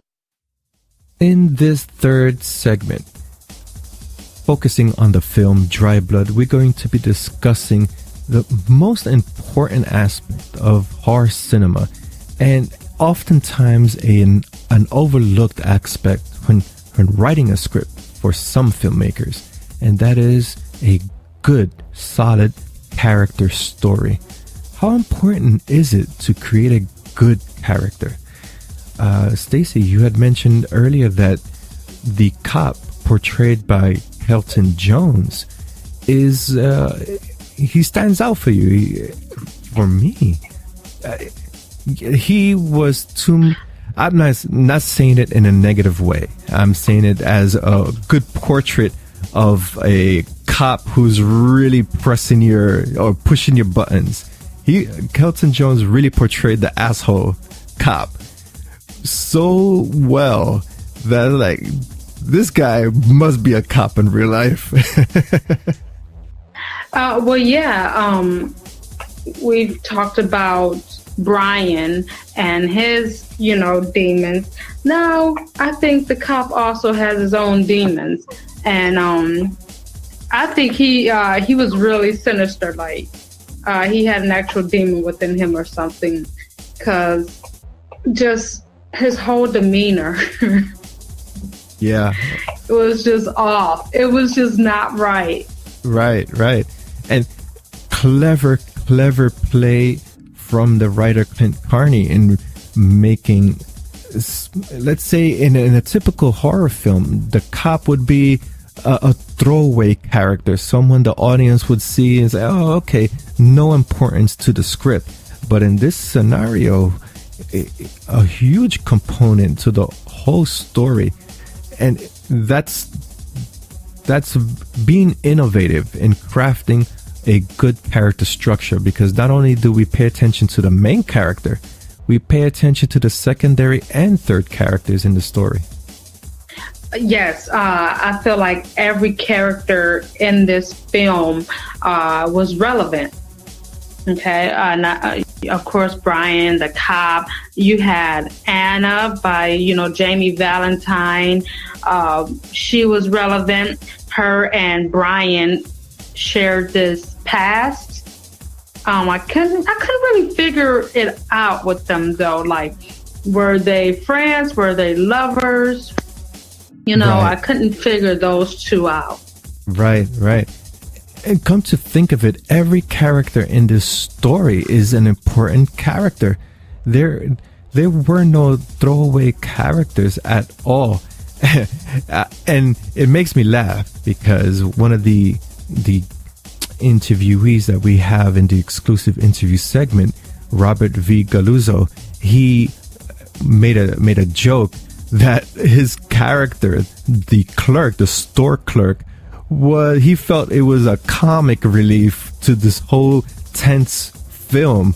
And I see that. I say, yeah, it does make sense that his character is a comedy relief, and it plays such an important role because, Stacy, not all horror films is 100% horror from beginning to end. You do have to put comedy or something in between, so that way the audience doesn't feel numbed by all that's going on that's horror. Yes, I agree. And when you add the comedy, there has to be a good balance of it too. Right. Not many horror comedies out balance. Some of them is way more comedy than horror. Okay, and then some of it is just like, I don't know, it's more raunchy than anything. Right. So there has to be a great balance. Right. And honestly, well, the comedy in Dry Blood, it's very dark comedy. I mean, I think my favorite scene where he's sitting across from, the deer head, and I'm just like, what? Okay. Yeah, you see, that was revealing too much. That wasn't too revealing there. Yeah, that's crazy scene right there. And this is one of the A+ of, if you're a first-time filmmaker and you're also the writer, let's say as an example, you're the writer director, you're your first feature film. Don't go crazy having 20 members of the cast. Don't go crazy getting extras to fill in a zombie scene. No. If you have a core cast of 5-6 people and each character is important, stick to that type of story than relying on filling up the set with hundreds of people, because in the long run, what's going to suffer is the story. And people such as myself, I want to know the main character, the subplot, the subplot. When you write a script, all of these have to come into consideration. I feel like the only kinds of films that need that huge ensemble cast is action films. Take for instance Marvel films, like Outside Chase and all that. Just other than that, you don't need a huge cast. Just a handful of people, the main characters, and then you just choose a in Dry Blood, and it's solid. Yeah, it's true. And we bring up Marvel. Of course, they have a multi-billion-dollar, million-dollar budget for their films. And it makes sense for them to, okay, sure, you could have a whole ensemble, orchestra and everything else, toss it in the film. Who cares? We're not paying for it.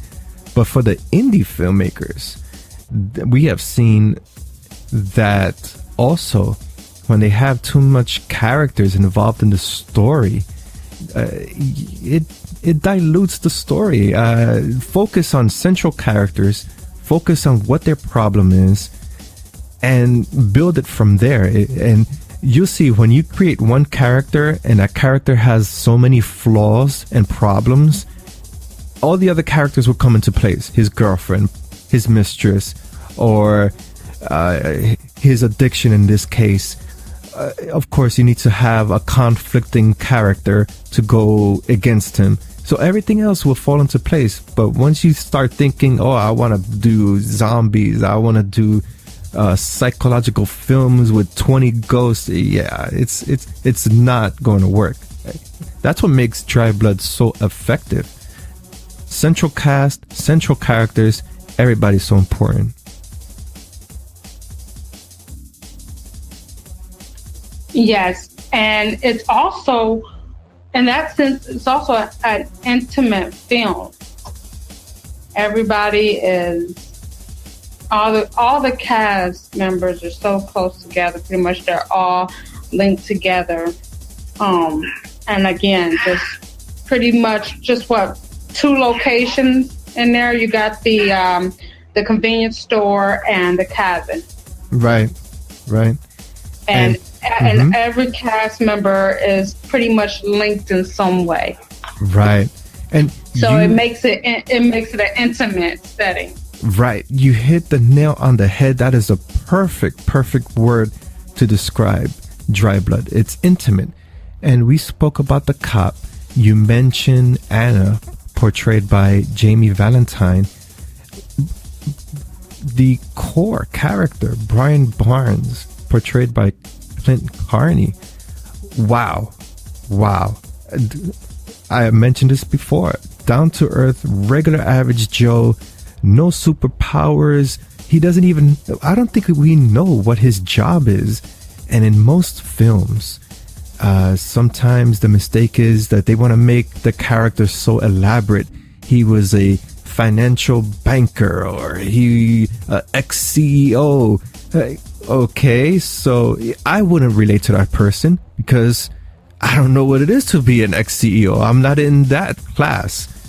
But to see a regular guy going through regular struggles, yeah, I could see, oh shit, I want him to survive at the end because he's really down to earth and I could adapt with him. Yes, and I think me and London are both in agreement here. Yeah, that's a memorable character, I tell you. Oh, yes. Oh, this film, survival is key here. And just different levels of survival in Dry Blood. You know, as I've mentioned before, he's trying to survive his addiction and then just his sanity, you know, and then physically just, it's just all different kinds of survival here, not just from him, but the other characters as well. You know, you got Anna, Todd, and Megan. I believe that they are the his ex-wife and her new husband, right? Right. Is that who they were? Yeah. So everybody in this film is trying to survive. Mm-hmm. That's a good perspective. Interesting one. Survival. Or hoping. Survival is big here. Mm-hmm. This whole film is like survival with a capital survival. That's interesting. The title could have been called. Yeah, the title could have been Survival. Yeah. come to think of it, yeah, survival, coping.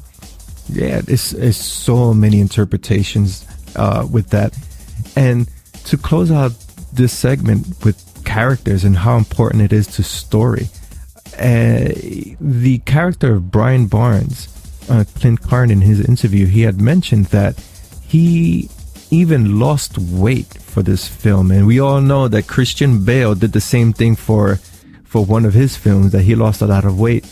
I think that takes acting to the next level. If you really want your character to be believable as a recovering addict or an addict, you're not going to weigh 200 pounds. You're going to be,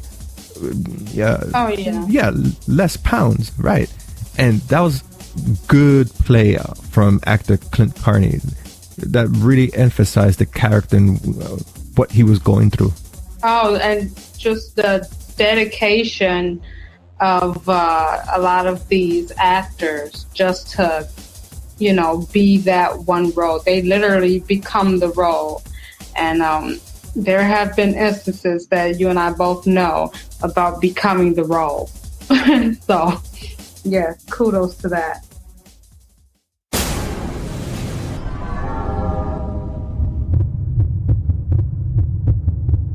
Segment 6.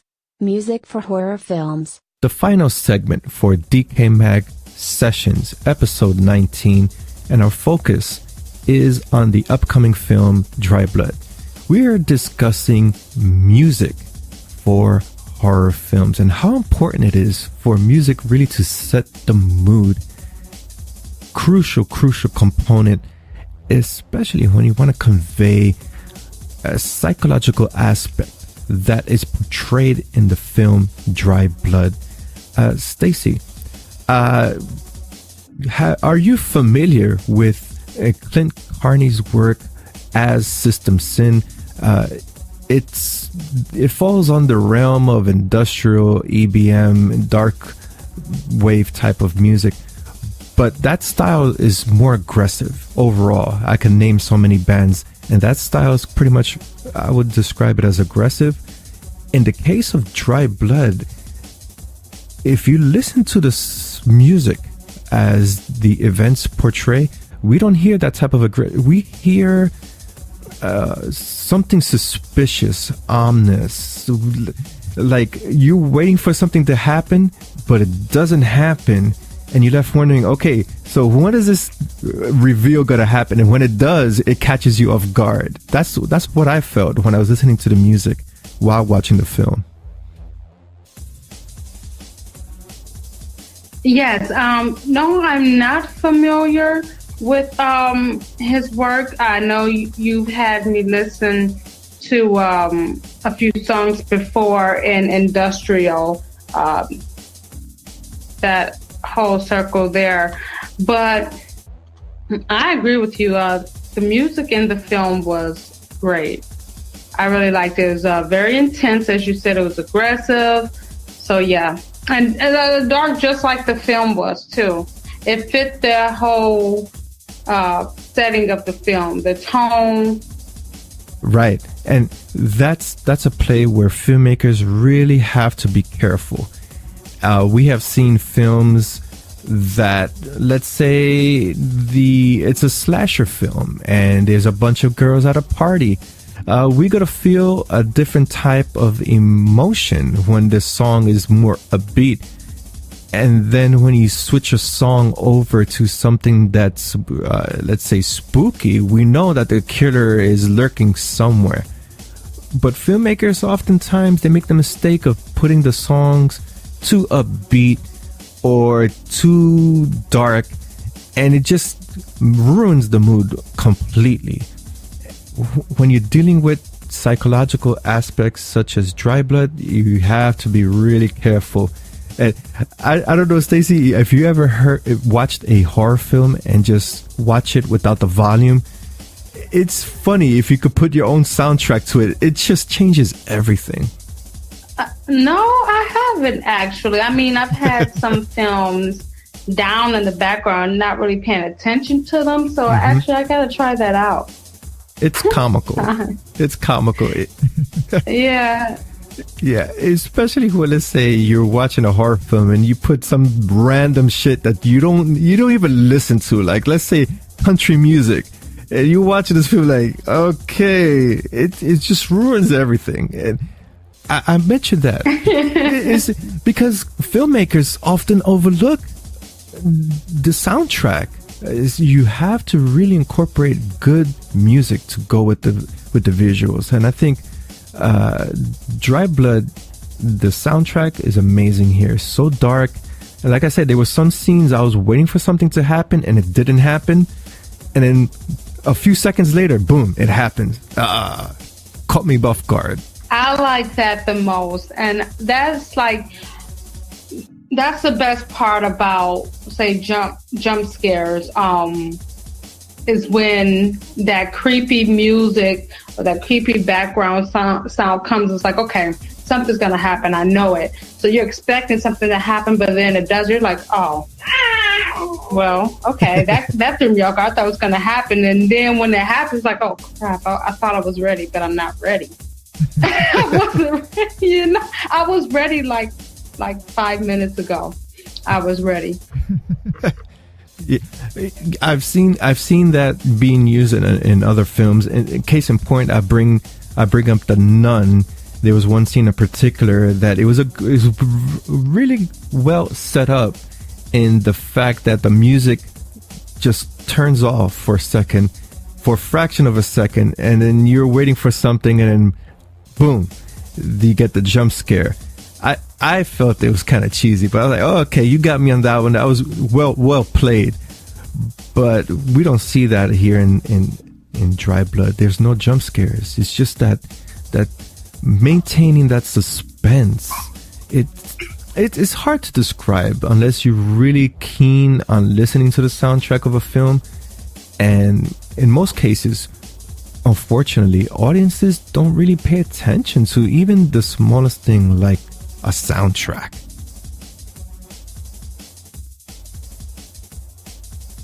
Yeah, I think a lot of people are trying to focus on the movie itself, the story, the characters, just in the moment. So the soundtrack always kind of gets lost. But me, yeah, I listen out for that music, that background score. I listen out for it because I know a lot of times it's a signal, or hey, is it a subliminal message? Right. Exactly. Is it a subliminal message? Mm-hmm. Yeah, sometimes it could be. Now, see, music in horror films, sometimes I can see that being the subliminal message right there, that, again, something is coming, so I listen out for the background score all times. And Stacey, have you noticed how in recent years, I would say in the past 5 years, how popular, especially with the horror community, soundtracks are? Case in point, we see vinyl. In the digital age, it's rare to see it, but now they're selling vinyl soundtracks for movies like Halloween and John Carpenter's It. It's amazing. It's like, whoa, what's going on here? We've seen a shift also from video games. Now you see concerts for video games. Metal Gear, for example, Final Fantasy. Hey, I listen to soundtracks from the video game Dead Space if I want to feel kind of creepy here in the office. And that's happened over the past 5 years. Have you noticed that as well? Yes. And honestly, I want to get me a record player now, because I would love to be able to, experience records, vinyls, and just going to these concerts.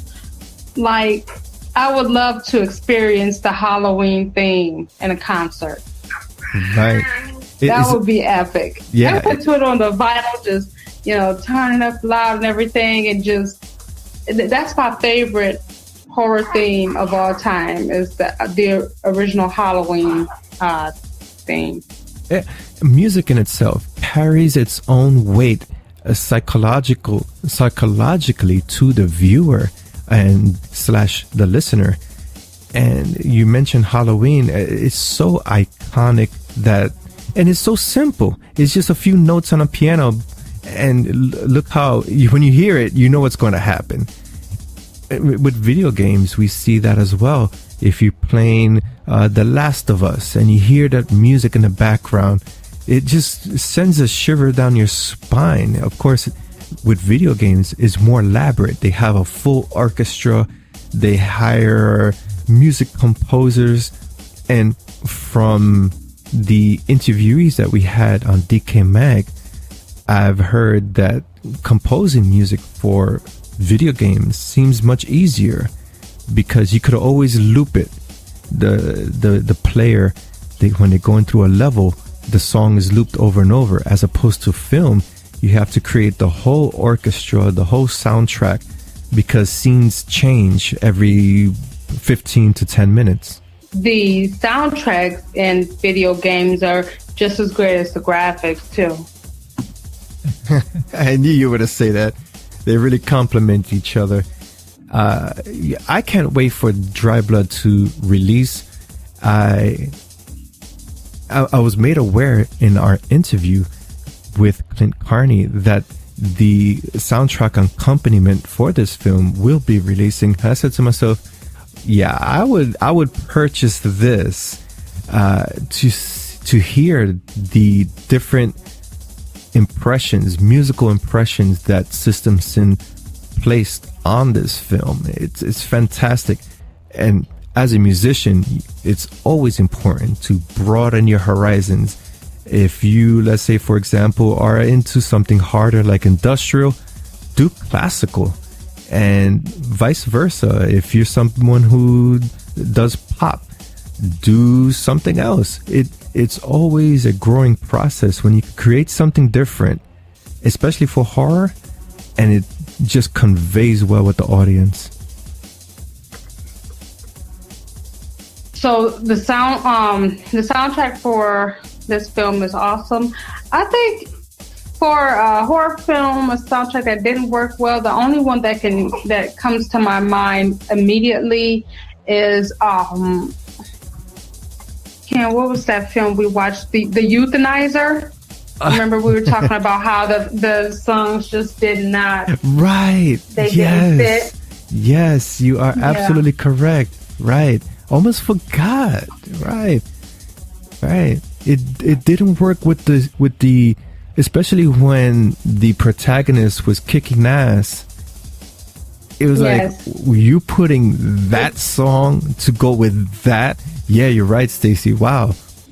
Never thought of that one. It just felt way out of place. Yeah, it didn't correlate with the scenes and everything. So that's one that comes to my mind immediately. Right. Yeah, see, it's so important. Filmmakers, if you're starting out, make sure you put the correct soundtrack or whatever sample. If you have a favorite band, even though they're your favorite band, you got to think, does this fit well with the message I'm trying to say visually? It's so important. So many components, Stacy. You see how difficult it is to create film? It's not just about picking up a camera. There's so many factors involved. Oh, yeah, it's ridiculous. I didn't know, making a film was so complex.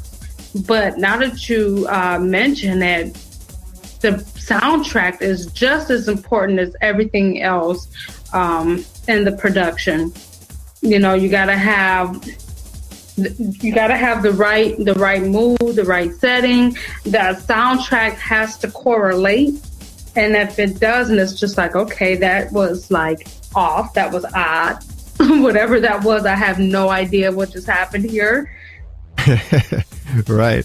And to close off this segment, I mentioned System Sin being an industrial EBM, darkwave band or musician in that music genre. And one other film is rarely that you hear that type of music genre because it's not mainstream. It's very underground electronic music that's been around for about 50 years plus.